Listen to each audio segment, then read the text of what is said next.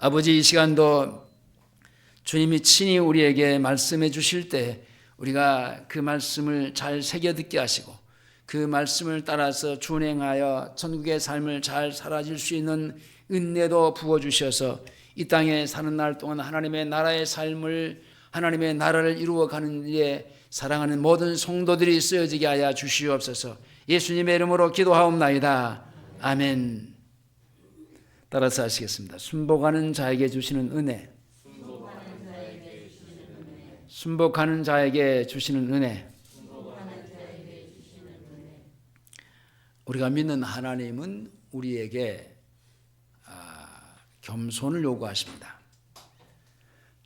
하나님 앞에서의 겸손과 그리고 사람 앞에서의 이 겸손은 같은 것인데, 하나님 앞에서 겸손한 사람은 사람 앞에서도 겸손하게 되어 있습니다. 왜냐하면 예수 믿는 사람들은 하나님 앞에서 살아가기 때문에 사람 앞에서도 겸손해지는 겁니다. 오늘 말씀도 하나님 앞에서의 겸손과 사람 앞에서의 겸손을 얘기하는데, 하나님은 이 베드로 사도를 통해서 장로들에게 순복하고 그리고 겸손하고, 그리고 하나님 앞에서도 겸손하고 하나님을 순복하는 태도가 중요하다라고 얘기를 합니다. 우리가 겸손해야 하는 것은 그리고 장로들에게 순복해야 되는 그 이유가 겸손한 자들에게 하나님이 은혜를 주시고 하나님의 그 은혜의 혜택을 누릴 수 있기 때문에 그렇습니다. 교만한 자들은 이 은혜를 받을 수 없습니다. 그러므로 하나님 앞이나 사람 앞에서 교만한 자가 되지 않고 겸손한 자가 되어야 하나님의 내게 주신 그 은혜를 받아 누릴 수 있습니다. 교만하면은 은혜를 받지 못합니다. 교만하면은 하나님께서 주신 은혜를 누릴 수가 없습니다.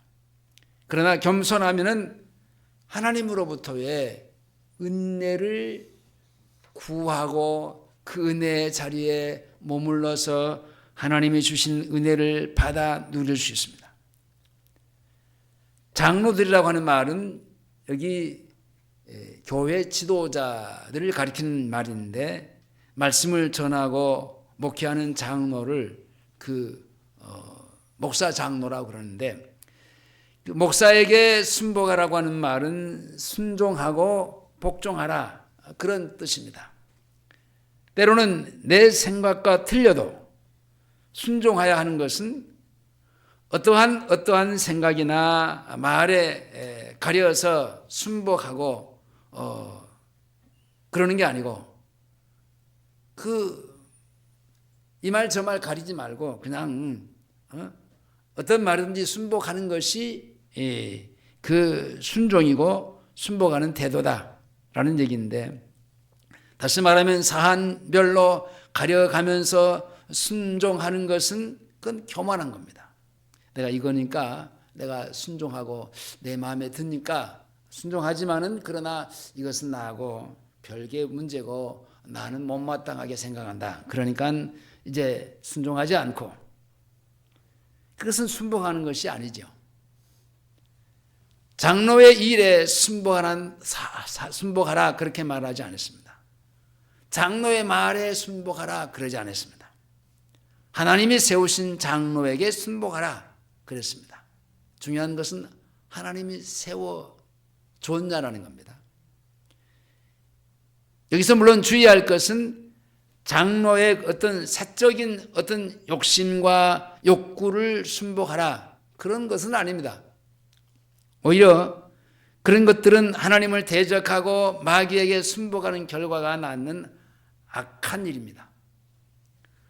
하나님이 세우신 장로, 곧 주 안에서 있어 주의 일을 힘쓰는 장로에게 순복하라, 그런 얘기인데, 하나님은 히브리 기자를 통해서 우리의 영혼을 위해서 수고하고 장로에게 순복할 것을 말씀하셨는데, 히브리서 13장 17절에 너희를 인도하는 자들에게 순복하고 복종하라. 저희는 너희 영혼을 위하여 경성하기를 자기가 회개할 자인 것 같이 하느니라. 저희로 하여금 즐거움으로 이것을 하게 하고 근심으로 하게 하지 말라. 그렇지 않으면 너희에게 유익이 없느니라. 때로는 내 의견과도 달라도 따라야 되고, 그것이 순종이고 순복이고, 또 하나님의 길로 가는 그 바른 길이 되는 겁니다. 처음에는 잘못된 것처럼 느껴지고 진리의 길을 아닌 것처럼 생각을 할 수도 있습니다. 그러나 여러분, 우리가 예수를 믿고 주님이 가신 길이요 진리요 생명의 길을, 그 생명의 길을 가는 것은 이거 장거리입니다. 단거리가 아니에요. 끊임없이 우리가 주님의 부르심을 받고 천국에 입성할 때까지에 가야 될 길입니다. 그러니까 처음 잘못된 그런 것처럼 느껴지고 그런 것처럼 느껴지고 그렇게 생각할지라도 진리의 말씀은 이게 가다 보면은 맞춰지고 만들어지고 주님이 인도하시는 길을 가게 됩니다. 하나님이 고치시고 교정해 가신단 말입니다. 빌립보서 3장 15절 이하에 그러므로 누구든지 우리 온전히 이룬 자들을 이렇게 생각할지니 만일 무슨 일에 너희가 달리 생각하면 하나님이 이것도 너희에게 나타나시리라. 오직 우리가 어디까지 이르든지 그대로 행할 것이니라. 하나님은 사도 바울을 통해서 자기도 아직 아무것도 잡은 줄로 여기지 않고 주님의 인도하심을 받아 산다고 말하면서 달리 생각할 때에도 있지만은 그것까지도 하나님의 손에서 움직여가는 과정이라고 말씀을 했습니다. 하나님이 광야에서 모세를 통해서 이스라엘 인도하실 때 원칙도 없었고 일관성도 없었어요. 여러분, 무슨 일에 있어서의 절대적으로 원칙이 필요하고 일관성이 필요합니다. 근데 왜 이스라엘 백성들을 광야에서 애굽에서 나와서 광야에 있을 때 그 모세가 그렇게, 물론 나중에 그 시내산에서 율법을 받아왔지만은, 그러나 그 전에는 어떤 이 모세가 그 원칙이 없었어요. 일관성도 없었어요. 그건 왜 그러냐면은 하나님이 무질서한 분이라 그게 아니고 그 이스라엘 백성들 자체가 무질서하기 때문에, 그 이스라엘들을 길들여 가기 위해서는, 여러분, 길들이기 위해서는 어떤 때는 이렇게도 했다가 저렇게도 했다가, 그럴 때 아니 언제는 그렇게 이렇게 하라고 해놓고 또 지금은 또 저렇게 하라고 하십니까? 그것은 자신들이 무질서하기 때문에 원칙 없이 그냥 그들을 교정해 가고 길들여 가기 위해서 하셨다는 얘기입니다. 자, 영적인 지도자가 무슨 일을 하든지 순종하는 것은 어느 한 가정을 갈 때 그 훈련하는 하나의 과정이고 만들어져 가는 그런 과정이기 때문에 어떤 때는 원칙도 무시해 가면서 그냥 이러쿵저러쿵 해 갈 수 있는 겁니다. 하나님은 그가 세운 일꾼이 백성에게 하루에 말을 수없이 바꿔도 백성들로 하여금 그것을 따라가는 훈련을 시키신 겁니다. 그것이 광야의 이스라엘이었습니다. 그러나 똑똑한 이들인 자기의 생각을 가지고 하나님의 지도자를 대적합니다. 왜 이랬다 저랬다 하십니까? 어떤 원칙도 없이 그렇게 이래라 저래라 하시는 겁니까? 한번 민수기 오늘 본문을 접어두시고 민수기 16장으로 가보겠습니다. 창세기, 출애굽기, 레위기, 민수기 16장입니다. 16장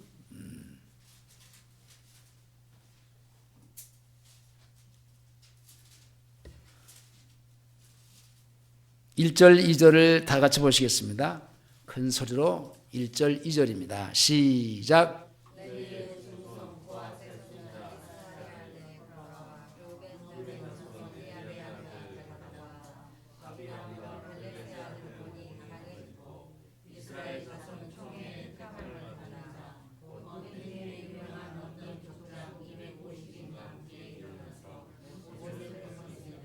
자, 하나님이 세우셨던 지도자 모세를 이들이 몇 명이서 당을 짓고 그리고 이제 모세를 거스렸습니다.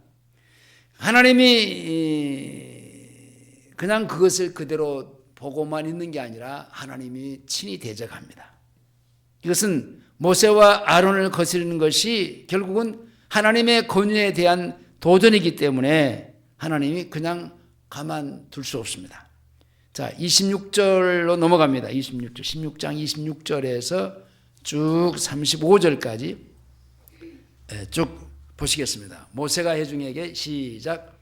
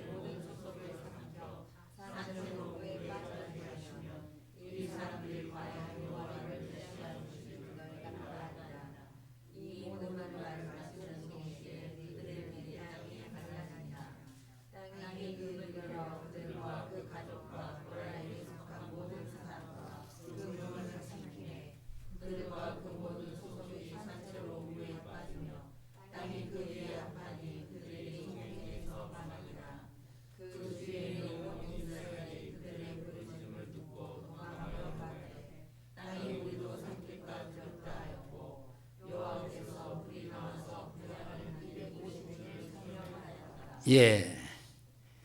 자, 모세의 누이 미리암은 모세가 구수 여인을 아내로 맞이한 것을 자기 생각으로는 비방하고 이제 대적하기도 하고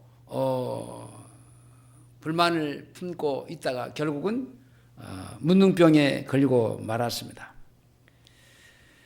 모세의 기도로 고침을 받았지만은 그는 그 영적인 손실이 다시 회복되지 않았습니다. 성경에는 하나님이 세우신 영적 권위에 도전하다가 하나님께 버림을 받아서 많은 사람들이 그렇게 죽어져가는 것들을 볼 수 있는데, 그러므로 하나님은 베드로 사도를 통해서 하신 말씀이 장로들에게 순복할 것을 가르칩니다. 오늘 본문으로 돌아가겠습니다. 베드로전서 5장 5절입니다. 5장 5절.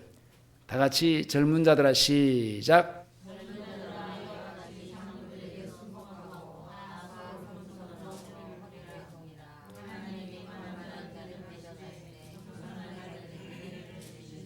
자, 특별히 여기 젊은 자들아라고 한 것은 나이 들고 인생의 경험이 많은 사람은 겸손할 줄 알지만은 그러나 이 젊고 혈기가 왕성한 사람일수록 자기의 혈기로 교만해지기 쉬울 수 있습니다.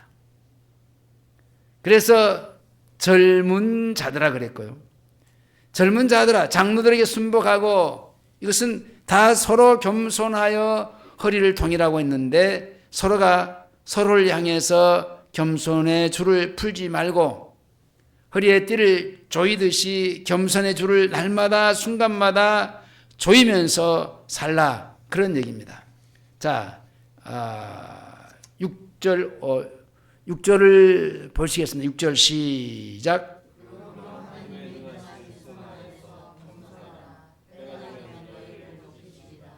자, 5절 6절을 다시 한번 보시겠습니다. 5절부터 시작.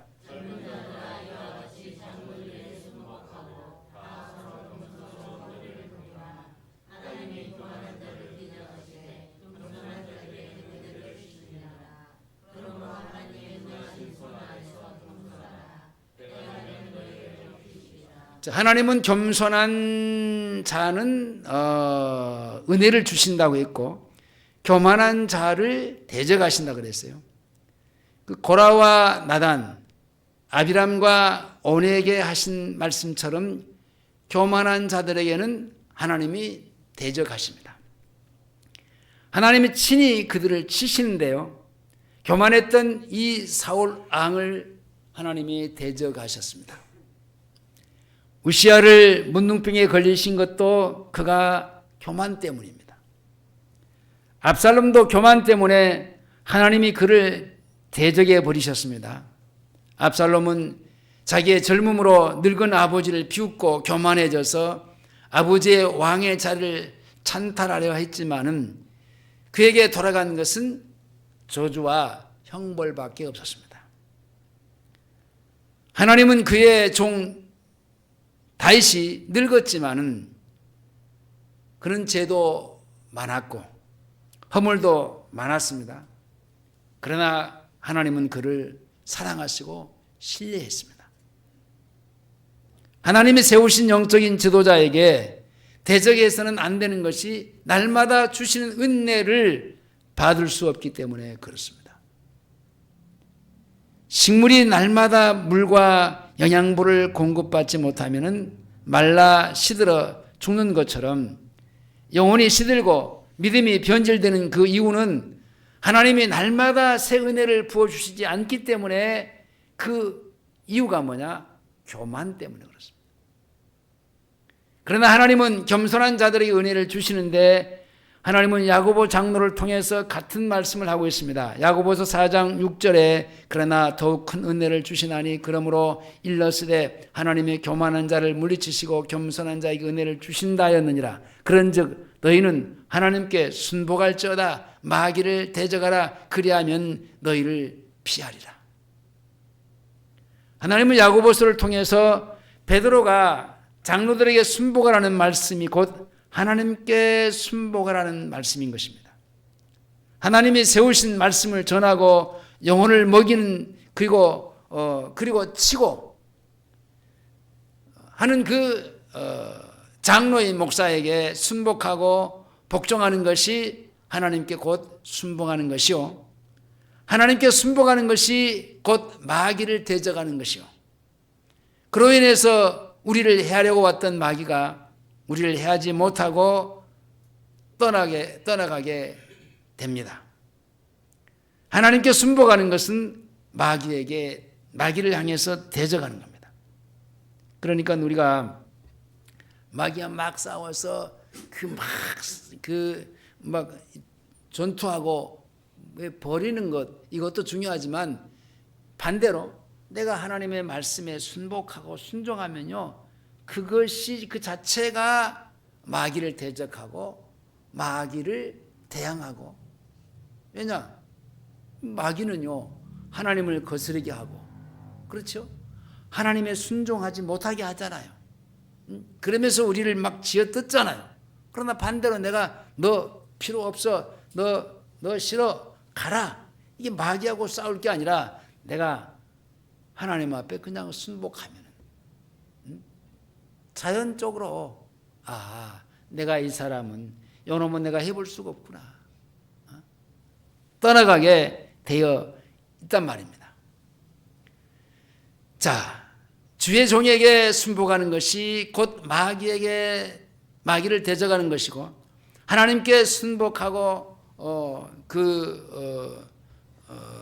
그 순종하는 것이 곧 지도자에게 순종하는 겁니다. 근데 반대로 하나님께 불순종하고 교만함으로 주의 종의 말을 거역하는 것은 결국은 마귀의 말을 듣고 마귀의 속임수에 넘어가는 겁니다.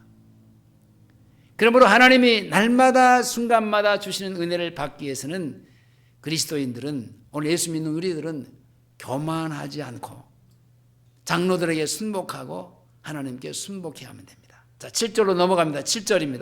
다 같이 시작.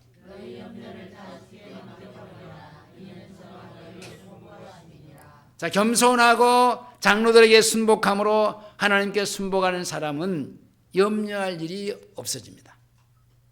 교만한 사람은 자기가 하나님의 자리에 올라간 사람이기 때문에 자신의 깨와 힘으로 모든 것을 다 해야 되는 책무가 자기에게 있습니다.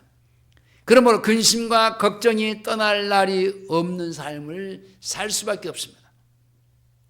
자기가 할 수 있는 것이 아무것도 없는 믿음으로 사는 사람은요, 하나님이 해 주십니다. 왜냐? 하나님을 의뢰하고 의지하고 자기 자신이 부인되기 때문에 그렇습니다. 주님의 인도하심과 간섭하시고 일하심을 믿고 의지하는 사람은요, 하나님이 해 주세요. 너희 자녀를 권고하심이라 라고 하는 이 말은 하나님의 주관 아래 모든 것이 이루어지는 것을 믿는다라는 얘기입니다. 그렇기 때문에 걱정할 것도 염려할 것도 없어요. 왜냐? 주님이 해 주시기 때문에. 당연히 염려를 주께 맡겨버리고 사는 겁니다. 겸손하고 하나님의 종에 순복함으로 하나님께 복종하는 것은 걱정, 염려 없는 평안한 삶을 누리게 됐습니다. 여러분, 내가 해야 되고 내가 이것도 저것도 이제 생각하고 해야 되면요, 이게 머리가 아픕니다. 걱정이 옵니다. 염려가 옵니다. 그러나 그것도 다 하나님께 맡기고 하나님이 해 주시도록 그 앞에 엎드려서 주님의 은혜를 구하고 그 말씀 앞에 순복하면요, 하나님은 해 주십니다. 다윗은 자기가 그렇게 사는 믿음의 생활을 이렇게 표현했습니다. 시편 131편 1절 이하에 여호와여, 내 마음이 교만치 않냐고 내 눈이 넓지 않냐하며 내가 큰 일과 미치지 못할 귀한 일을 힘쓰지 아니하니이다. 실로 내가 내 심령으로 고요하고 평온케 하기를 젖된 아이가 그 어미 품에 있음 같게 하였나니 내 중심에 젖된 아이와 같도다. 이스라엘아, 지금부터 영원까지 여호와를 바랄지어다. 자, 어린아이는 엄마의 품에 딱 안길 때에 그 아이는요, 평온합니다. 마찬가지예요. 우리도 그 하나님의 품에 딱 안길 때에 우리는 평온합니다. 내가 배고플 때 주님이 먹여주시고 필요한 것들을 채워주시는 겁니다. 주의 품 안에서 평안을 누리는 삶을 사는 것이 바로 겸손함으로 허리를 동이고 장로들에게 순복하는 삶을 사는 이들의 몫이요 축복인 겁니다. 자, 8절 9절로 넘어갑니다. 8절 9절 보시겠습니다. 시작.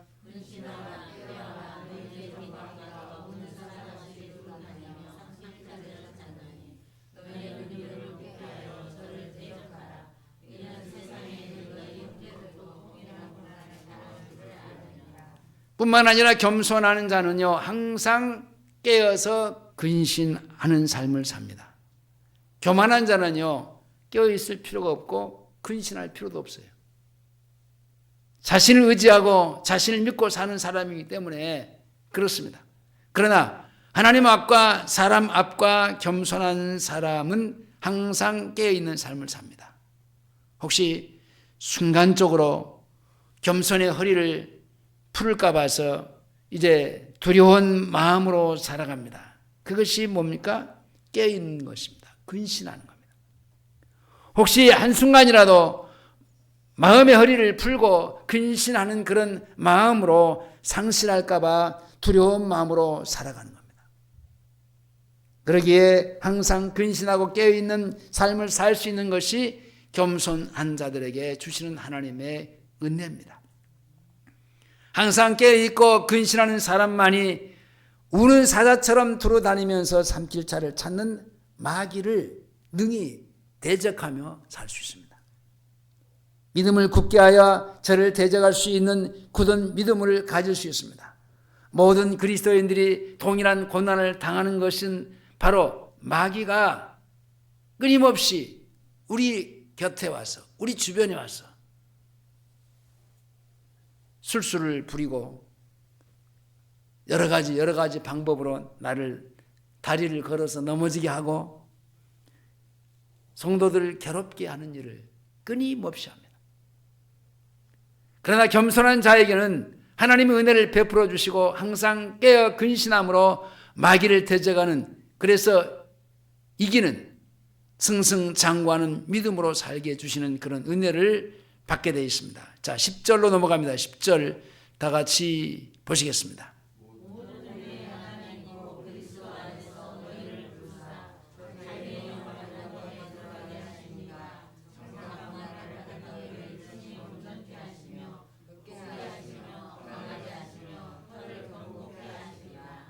말씀을 맺겠습니다.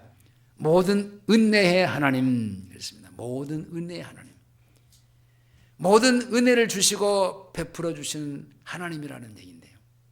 이 하나님이 그리스도 안에서 너희를 부르사 그랬습니다.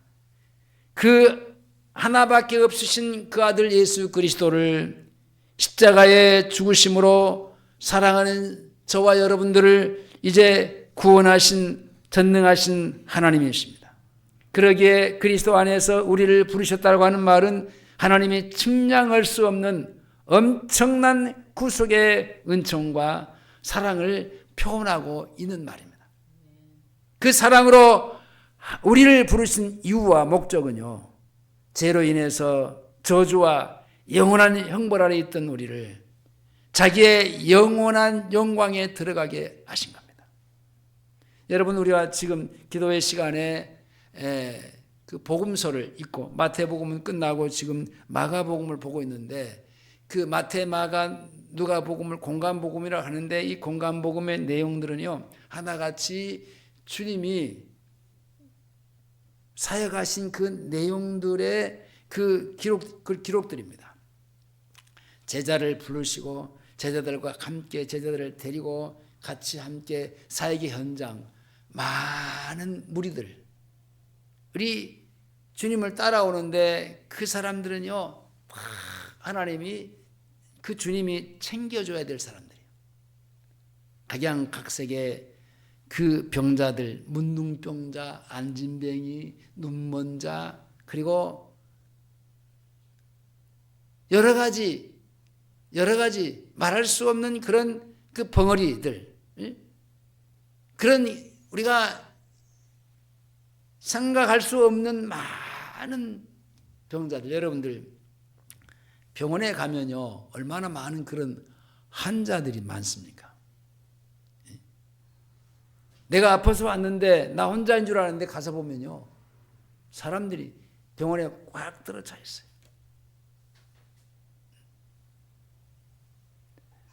당시에 그 주님이 사역하실 그때에 얼마나 많은 사람들이 그런 질고의 아픔과 고통 속에 시달려 왔겠습니까? 그들이 주님 앞에 옵니다. 그래서 주님이 그냥 해가 맞도록 사역하시면서 그들을 고쳐주십니다. 말씀을 하십니다. 근데요 수많은 말씀을, 메시지를 던지고 하나님의 나라를 얘기했지만요 사랑하는 제자들을 따로 불러서 십자가의 복음을 얘기합니다. 내가 얼마 안 있으면은 서기관과 대제사장들에 의해서 내가 십자가에 죽게 된다. 그리고 사흘 만에 부활한다. 얘기합니다. 자, 이 얘기는요 그 많은 군중들 앞에서 하시지 않았어요. 제자들에게 불러놓고 그들에게 따로 하신 거예요. 그리고 비유의 말씀을 수없이 그들에게 말씀하셨는데 그 비유의 말씀을 그들이 알아듣지 못해요. 제자들도 알아듣지 모르니까 한적한 곳에서 주님을 모시고 오늘 이 말씀의 비유가 무엇이었습니까? 라고 묻습니다. 그래서 또 따로 그 비유의 비밀을 가르쳐 줍니다. 그렇다면 오늘 우리가 사는 이 시대에도 하나님의 말씀, 천국의 말씀, 아무나 들을 수 있는 게 아니에요. 우리가 이 말씀을 듣고 내가 순종하고 살아가는 것이 전적인 하나님의 은혜예요. 내가 똑똑하고 잘나서 아니요. 여러분, 오히려 똑똑하고 잘난 사람들은요, 자기 생각과 자기 주장을 가지고 그 모세를 비방하고 대적하다가 오히려 그들은 땅이 갈라져서 다 땅속으로 묻힘을 당했잖아요. 여러분, 주님이 부를 때요, 그 똑똑하고 많이 배우고 잘난 집에 있는 사람들, 가문이 있고 그런 사람들을 안 불렀잖아요. 하나같이 갈릴리 어부들이에요. 제자 중에서 그 하나가 유대인인데 그 유대인이 그래도 배워서 뭐 숫자라도 계산하고 알 수 있고 그랬던 그 가룟 유다잖아요. 그래서 뭔가 머리가 돌아가고 이렇게 숫자도 그 파악하고 이제 그 계산할 수 있는 사람이 가룟 유다란 말이에요. 유다 사람이에요. 그를 택했어요. 그러나 나머지 11사도는요 다 하나같이 갈릴리 촌놈들이에요. 어부 출신들이에요. 그런 사람들을 데리고 주님은 다니시면서 그들에게 말씀을 가르치시고 그리고 사역하시고 제자의 삶을 살아가게 해주셨어요. 어떤 면에서는 그래서 그들은 교만할 수 없는 겁니다. 자기가 조금 배웠다고 내놓을만 하다고 비교하면서 나는 저 사람보다 난데. 여러분, 베드로나 그 요한이나 야고보가 다 그 어부 출신으로서의 하루 벌어서 하루 먹고 살아가는 사람들이 옆에 사람과 비교하면 나는 너보다 더 그래도 괜찮는데 그런 사람들이 없어요. 그래서 겸손할 수밖에 없어요. 교만해질 수가 없는 겁니다. 그건 교만한 그런 사람이 만약에 교만하다 하면 주님을 배반하는 거죠. 나 같은 죄인을 자기의 영원하신 영광에 들어가게 하신 하나님, 우리를 절대로 잘못 인도하실 리가 없으십니다. 결국에는 하나님이 스스로 낮출 줄 아는 겸손한 우리를 본문에 보면 하나님이 높여주신다 그랬어요. 근데 사람들은 자기가 높여지려고 막 스스로 아는 체하고 잘난 체하고 사람들 앞에서 자기를 뭔가 조금 내보이려고 하잖아요. 그런 사람도 있어요. 근데 내 주변에도 그런 사람이 있는데 그런 사람들은요 자기가 막 그렇게 해서 막 잘난 체하고 높아진 체하고 똑똑한 체 하지만요. 그래서 그러다 보니까요 이 사람은 얼마나 스트레스를 많이 받는지 몰라요. 근데요 여러분 자기는 몰라요. 주변의 사람들은요 자기가 그 사람이 독선적이고 아주 그 자기 주장이 강하고 일방적이기 때문에 그 사람한테 그 사람에게 그 밑보이면은 그냥 막 이게 그 여러 말을 많이 듣기 때문에 사람들이 가서 그냥 고분고분합니다. 그분이 좋아서, 그분이 잘해서, 그런 게 아니고 그 사람 입에 그냥 지질구질한 소리를 오르내리지 않기 위해서 그 사람 앞에 갑니다. 그러니까 자기가 괜찮게 사는 줄 알고 괜찮게 사는 줄 아는 것처럼 그 도도해져요. 근데 밖에서는요, 주변에서는요, 막 그 사람 손가락질하고 욕해요. 자기 앞에 와서 아부하고, 자기 앞에 와서 맞다가고, 맞습니다. 예, 그렇습니다. 여러분, 밖에서, 저 멀리서 나를 어떻게 말해주느냐가 중요한 겁니다. 돌아서서 나를 어떻게 말해주느냐가 이게 중요한 거예요. 다시 한번 6절을 보시겠습니다. 5장 6절 다 같이 시작.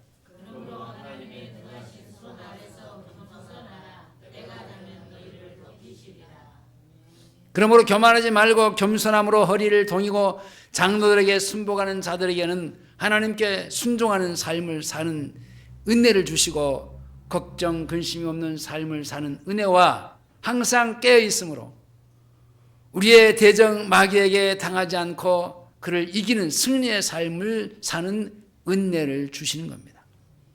그와 같은 은혜를 주시는 궁극적인 하나님의 뜻과 목적은요, 그로 인해서 겸손함으로 인해 잠깐 받는 고난과 어려움을 통해서 우리를 친히 못하기 위해서 온전하게 하기 위해서, 그리고 굳게 하시고 강하게 하시고 털을 더 넓게 하시기 위해서, 그래서 항상 이기고 또 이기는 믿음으로 살아갈 수 있게 하십니다. 그래서 뭡니까? 손 아래에서 겸손하라. 때가 되면 너희를 높이시리라. 누가 높여야 높여지는 겁니까? 하나님이 높여주셔야 돼요. 사람 앞에 높아지려고 하지 말고.